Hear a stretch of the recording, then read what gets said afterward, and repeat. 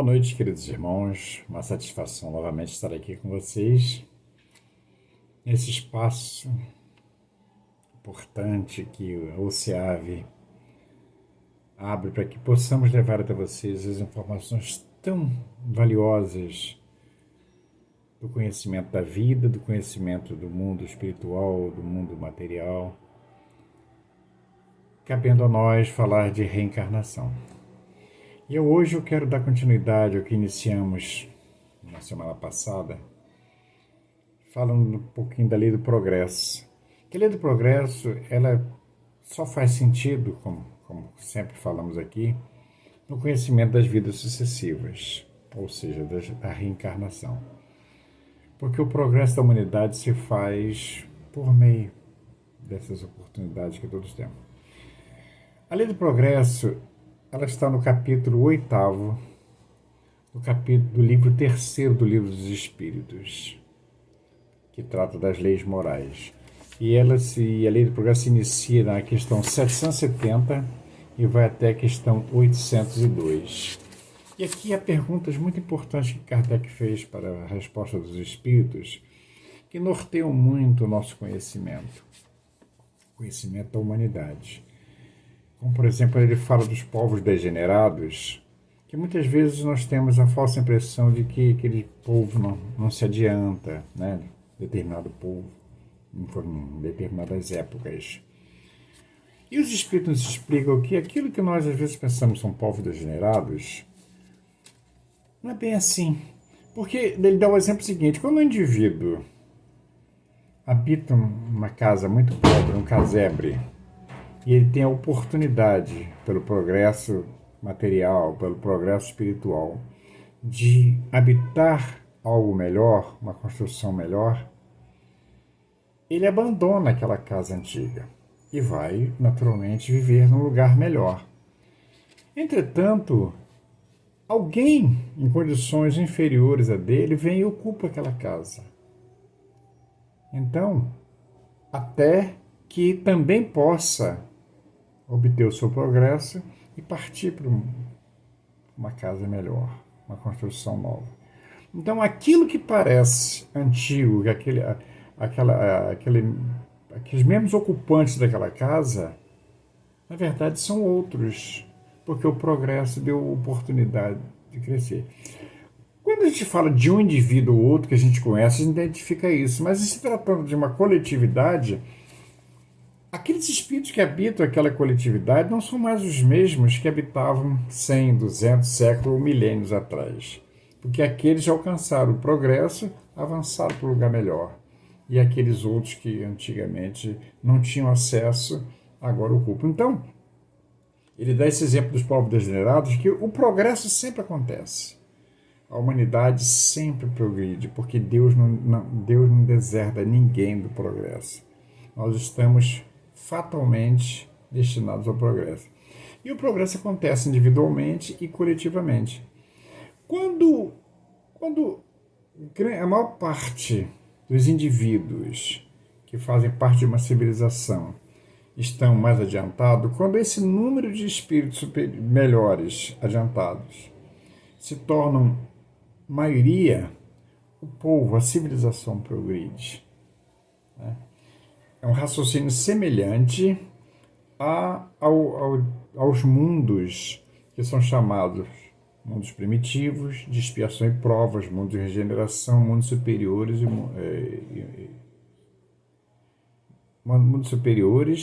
e os mundos celestiais. Então, a civilização progride, mas os mundos também, porque como está acontecendo no processo na Terra de transição planetária, como já abordamos aqui, os indivíduos vão progredindo. Quando a maioria dos indivíduos de uma civilização estão num progresso melhor, o próprio planeta, o próprio ambiente também progride. Ou seja, ele passa a abrigar uma civilização com espíritos mais avançados. Logicamente, ele se torna um mundo mais avançado. Então, isso acontece com os povos. E quando esse progresso não acontece de forma espontânea, de forma natural, a divindade, nosso Pai Criador, por meio dos seus mensageiros de luz, da espiritualidade superior, faz com que espíritos superiores desembarquem no meio daquela civilização para que alavancar o progresso daquele povo. Isso acontece muito mais do que nós supomos muitas vezes. A espiritualidade diz que isso acontece com muita frequência e isso justifica o progresso de uma civilização. Porque aqueles indivíduos vêm, começam a incutir ideias que vão se proliferando, e como a luz como a luz supera as trevas, as ideias superiores vão tomando espaço e outros espíritos em diversas áreas vêm para reforçar esse conhecimento, e aí a própria civilização avança e alcança o progresso. Porque, pela lei divina, o povo não pode, uma civilização não pode ficar estacionária. Individualmente nós também não podemos. E coletivamente a civilização não pode ficar estacionária. Então o progresso tem que acontecer. E quando ele não acontece de forma espontânea, como nós estamos falando, surgem espíritos superiores, reencarnam espíritos superiores, que muitas vezes nem precisavam, não dependem mais de reencarnar, uma vez já alcançaram um progresso considerado, e acaba para ajudar naquela civilização. E esses espíritos acabam se destacando, acabam trazendo ideias nas diversas áreas do conhecimento humano. Na ciência, ciência natural, no conhecimento, na bondade, na gentileza, na caridade, nas descobertas, de modo que aquilo vai entranhando, vai ganhando espaço naquela civilização e o progresso inevitável vai acontecendo. E isso acaba desencadeando outros conhecimentos que são trazidos aqui na lei do progresso. Quando Kardec indagou dos espíritos se um dia o progresso reunirá todos os povos da Terra numa só nação, eles responderam que não. Não tem como o progresso reunir numa só nação, porque os povos, pois da diversidade dos climas, vão surgindo necessidades muito específicas pelas variações de clima e assim por diante, vão ser necessidades para as quais são necessárias leis apropriadas. Porque não é possível que uma lei ela sirva para todos os povos, em todas as regiões ao mesmo tempo. São costumes diferentes, deveres diferentes, valores diferentes. Por isso que, nesse aspecto, é impossível reunir todos os povos numa só nação. Porque são culturas muito diversas. Só que a caridade independe dessa questão de latitude. A caridade ela prevalece em todos os lugares. E quando ela é prevalente, ela acaba superando esses contrastes, porque Deus imprime o progresso para todas as pessoas, para todos os seres. E por meio da caridade, por meio do reconhecimento do valor do próximo, isso independe de costumes. E aí o progresso vai acontecendo independente de haver várias civilizações, de haver várias nações. Como foi dito, é impossível que isso aconteça de uma única vez. E porque a civilização progride por meio dos indivíduos. Então, em seguida, Kardec nos leva a uma reflexão da maior importância, quando ele diz que o progresso dos povos também realça a justiça da reencarnação. E os homens de bem fazem todo o esforço para se melhorar e conseguem muitas vezes. E conseguem melhorar uma civilização. Entretanto, durante esse período, durante essa marcha lenta do progresso, muitas pessoas sucumbem, muitas pessoas vão ficando pelo meio do caminho. E esses indivíduos ficariam isentos do progresso, não aproveitariam uma nação renovada e superior, pensando da seguinte forma: os indivíduos fazem de tudo para melhorar, e conseguem melhorar bastante, e alavancam o progresso de uma civilização. Entretanto, o caminho é longo, o progresso não é de imediato. E no decorrer disso tudo, muitos vão ficando pelo caminho, né? Então, esses que ficam pelo caminho estariam excluídos de usufruir do progresso, da felicidade? Então, isso não pode ser entendido dessa forma, porque aqueles indivíduos vão retornando, usufruindo daqueles benefícios que ajudaram a construir. Em outras palavras, o que a gente pode deduzir disso aí? Hoje, a nossa civilização, no momento atual, está detectando grandes problemas de conservação do meio ambiente, na conservação do meio ambiente, com a deterioração da vida. E muitas vezes nós falamos, poxa, o que nós vamos deixar para os nossos netos, para os nossos bisnetos? Que civilização, que mundo nós vamos deixar para os nossos descendentes? Quem são esses nossos descendentes? Então, o esforço que nós estamos hoje preocupados em deixar o mundo melhor é justamente para que nós mesmos possamos vir usufruir disso tudo. Porque quem serão os nossos dependentes? Nós vamos voltar, muitas vezes, como os nossos netos, assim por diante. Então, eu estou falando de uma maneira geral, quando investimos hoje no melhoramento do meio ambiente, de um mundo melhor, é para que nós mesmos venhamos a usufruir disso. Porque senão, qual seria a justiça a justiça divina? Onde estaria a justiça divina?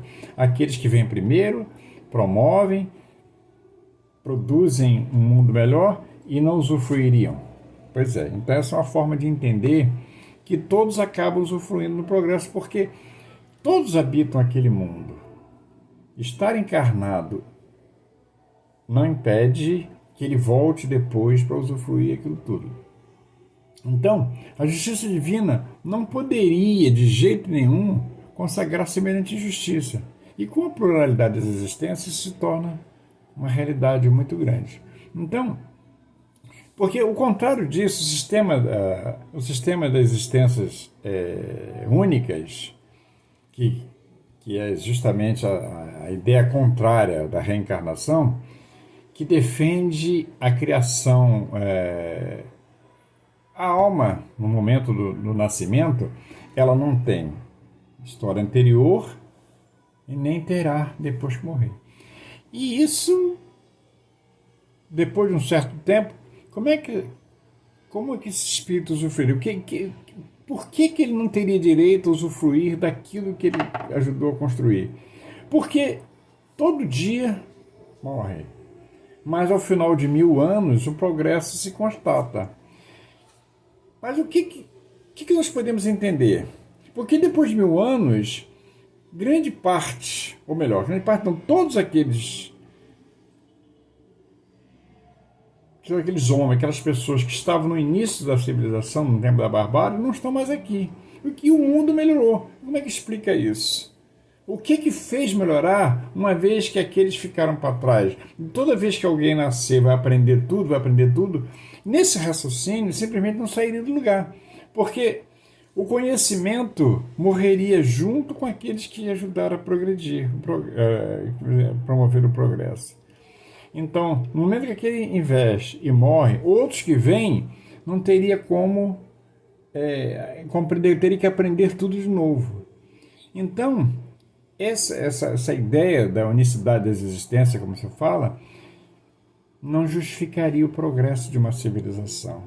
Porque todo dia morre alguém. Ao final de 1000 anos, o que estaria sobrevivente? Mas a gente observa que com a reencarnação, aqueles que no início ajudaram a construir, vão retornando aos poucos e retornando, trazendo o seu conhecimento, trazendo todo aquele aprendizado para dar continuidade ao progresso e, naturalmente, usufruindo daquilo que ajudou a construir.